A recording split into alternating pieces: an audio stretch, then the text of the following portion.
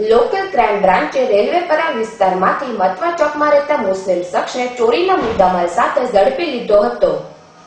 Local crime બ્રાન્ચની team રેલવેપરા વિસ્તારમાં પેટ્રોલિંગમાં હતી. તે દરમિયાન મતવા ચોકમાં રહેતો વસીમ ઉર્ફે લંગો ગફારભાઈ પસાર થતા એલસીબીને તેના પર શંકા જતા તેને રોકી ચેક કરતા તેના કબજામાં રહેલી થેલીની ચકાસણી કરવામાં આવી હતી. જેમાંથી 22 મોબાઈલ, 11 કાંડા ઘડિયાળ, સોના ચાંદીના ઘરેણાં અને રોકડા ₹2400 મળી આવ્યા હતા. આ મુદ્દામાલ અંગે એલસીબીની ટીમે પૂછપરછ કરતા વસીમ ભાંગી પડ્યો હતો અને પાલીતાણા, સિહોર અને શહેરમાં શાહરૂખ અને સાહિલને સાથે રાખી ચોરી કરી હોવાની કબૂલાત આપતા પોલીસે 3 ઇસમો વિરુદ્ધ બોરતળા પોલીસ મથકે ગુનો નોંધાવતા પોલીસે વધુ તપાસ હાથ ધરી તથા શાહરૂખ અને સાહિલને ઝડપી લેવા ચક્રો ગતિમાન કર્યા હતા.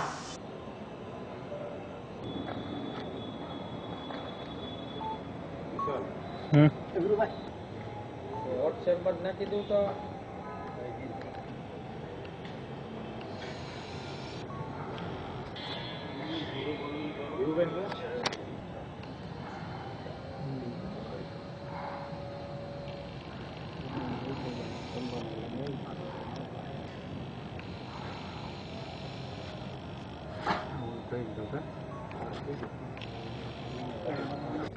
કઈ ગાડી અમે ઓલી મોટી ગાડી લઈ લઈએ.